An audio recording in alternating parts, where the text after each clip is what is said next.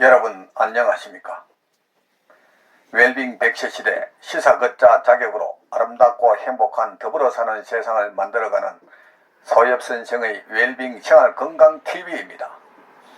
이 영상은 세계 유수의 양심적인 의사들의 연구 논문을 바탕으로 소금은 생명의 시작이고 걷기는 행복의 원천이다 라는 건강보고서를 펴낸 저자가 참된 건강은 내 몸속 100명의 의사, 즉 NK세포를 활용한 면역력 증강에 있음을 많은 이웃과 나누고자 하는 사회공헌 방송입니다. 방송을 끝까지 시청하시고 또한 날마다 업로드되는 건강정보로 구독자님의 삶은 늘 건강과 지혜가 함께하는 행복한 삶이 되기를 바랍니다. 영상 시청에 앞서 오른쪽 빨간색 구독 버튼과 왼쪽의 엄지척 좋아요 버튼을 눌러주시면 웰빙 100세 시대 건강 콘텐츠 제작에 큰 힘이 될 것입니다. 오늘은 소금과 당뇨 그리고 치매와의 상호작용에 대해 말씀드리겠습니다. 당뇨의 원인은 여러 가지가 있을 것입니다.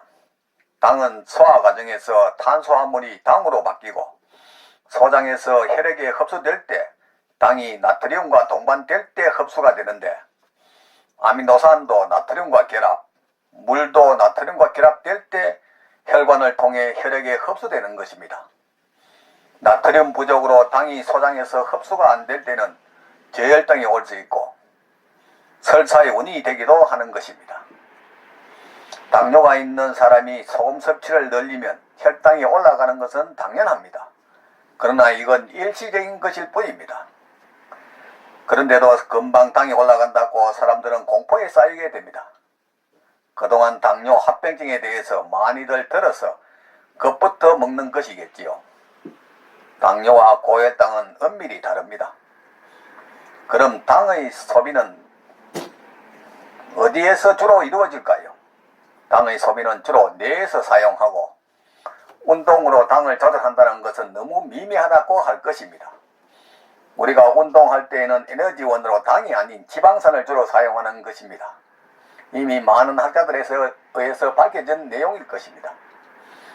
중요한 것은 다른 곳에 분포하는 모세혈관과 다르게 뇌에 존재하는 모세혈관은 영양분이나 물이 들어가는 공간이 없어서 오직 삼투압에 의해서만 당이 뇌에 전달되는데 이 역시 당이 나트륨 없이는 뇌에 당을 공급하지 못한다는 것입니다.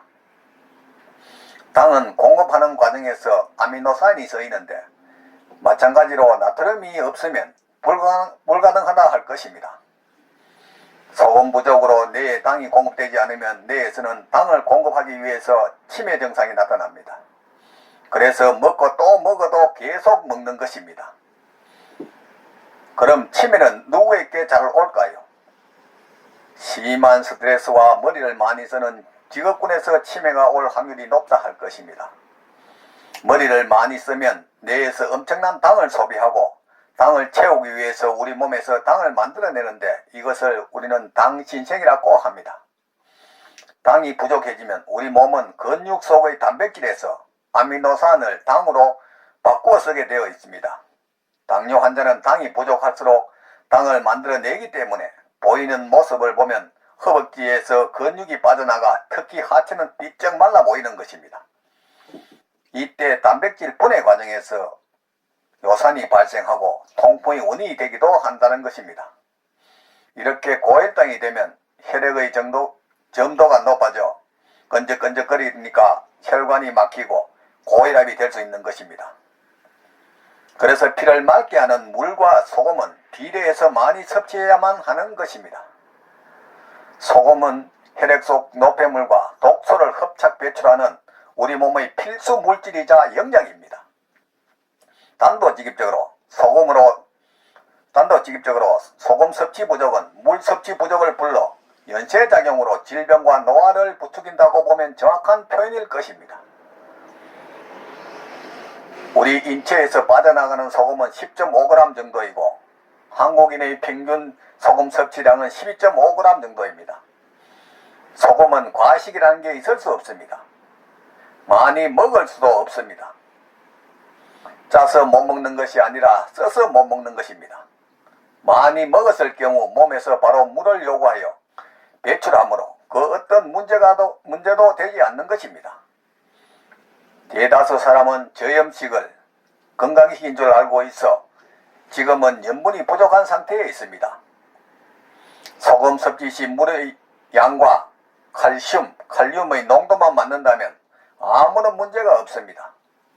수많은 의학 또는 의과 전문 대학원에서 6년 동안 단 1시간도 소금이나 건강을 주제로 공부하거나 배우지 않으면서 미국 의학을 개수한 채 소금을 만병의 근원이라고만 이야기하고 있습니다. 미국 소금은 미네랄이 거의 없는 암염, 정제염일 뿐입니다.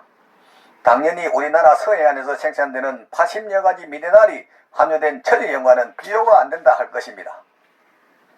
그런데도 소금은 다 같은 소금인 양 도매금으로 만병의 근원이라고 소금 제한론을 펼칩니다. 알면서 저지른 음모인지 실제 몰라서 엉터리 정보를 퍼뜨리는지는 정확히 알 수 없습니다. 하지만 소금이 만병의 근원이라고 세뇌하여 국민들을 도리어 건강을 해치고 돈을 갈취하는 것은 엄연한 사실이라 할 것입니다. 의사들이 건강을 공부한다면 분명 시너지 효과가 있는 것은 당연할 것입니다. 그러나 그들은 건강해지는 방법이나 소금의 역할, 가치 등 이런 공부를 일절하지 않을 뿐 아니라 그들의 평균 수명에서 잘 알 수 있는 것입니다.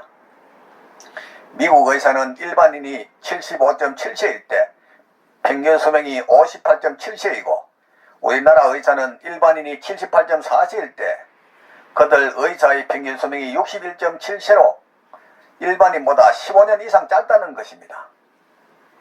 그러나 바닷속의 해초만 먹고 사는 바다거북은 300년을 살고 흰수염 돌고래는 100년을 사는데 비해 소금을 일찍 먹지 않고 물고기 속의 염분만 섭취하는 에스키모인들은 평균 수명이 40년이라는 것이 증명한다 할 것입니다.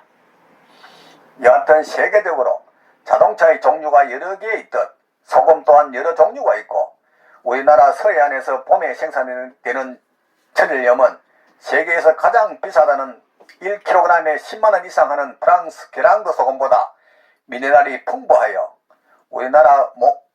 우리 몸의 면역력을 강화하는 데는 없어서는 안 되는 좋은 필수 물질입니다. 무조건 모든 소금이 만병의 근원인 양 도외시하도록 세뇌를 시키고 있는 전문의의 가오를 우리는 알아야 할 것입니다. 이에 삶에 쫓기는 착한 현대인들은 오랫동안 공부하고 연구한 전문의들의 말이나 진실한 건강정보라고 믿고 거기에 따라 저염식, 무염식으로 음식을 싱겁게 먹어 그 결과로 자신의 몸이 차가워지고 질병이 엄습해도 무엇이 문제인지조차 생각하지 않는 우를 범하고 있는 것입니다. 사실 금방 생산된 천일염에는 비소나 수원, 카드뮴 등 미량이지만 중금속을 포함하고 있어 몸을 상하게 하거나 이를 계속 섭취를 하면 몸을 해치는 것은 사실입니다. 하지만 옛 선현들의 지혜와 경험으로 오랫동안 보관함으로 인하여 가스와 간수 그리고 불필요한 중금속을 배출한 후 섭취하는 천일염에는 우리 인체에 필요한 필수 미네랄 60여 가지를 포함하고 있어 건강에 더없이 좋은 영양이라 할 것입니다. 이제 건강을 위한다면 이런 천일염으로 요리한 짭짤한 음식과 충분한 물의 섭취로 뇌에 영양과 산소를 공급하여 우울증이나 건망증, 치매를 예방하고 걷기 운동을 통한 근육 형성으로 체열 생산과 저장을 통해 면역력을 높여 부작용 없이 각종 질병을 예방하고 치료하는 현명한 삶을 발휘해야 할 것입니다. 지금까지 소금과 당뇨 그리고 치매와의 상호작용에 대해 말씀을 드렸습니다. 삶에 쫓겨 방치하다시피 한 몸, 병이 와서 소문난 병원이나 유명한 의사가 내 병을 고쳐줄 것이라고 방황하지 말고 미리 내 몸 안에 100명의 의사를 활용한 자연치유력으로 천하보다 소중한 내 생명 건강을 지켜나가시기 바랍니다. 부모, 형제, 친구, 심지어 의사 등 그 누구도 대신 아파주거나 책임져주지 않습니다. 전문이라는 나이센스의 소금 제한론에 속지 말고 저 넓은 바다가 썩지 않는 이유가 3%의 소금과 파도 때문이듯이 질 좋은 소금 섭취와 걷기 운동으로 면역력을 높여 구독자님의 삶은 늘 건강과 기쁨이 넘치기를 바랍니다. 오늘은 보람찬 하루였습니다. 내일은 더욱 멋지고 행복한 날이 될 것입니다. 지금까지 웰빙 100세 시대 시사걷자 자격으로 아름답고 행복한 더불어 사는 세상을 만들어가는 소엽 선생의 생활건강TV였습니다. 다음에는 약은 내 몸에 이물질을 넣는 것이라는 주제로 방송을 하겠습니다. 많은 시청과 이웃에게 권하는 관심과 응원을 부탁드립니다. 감사합니다.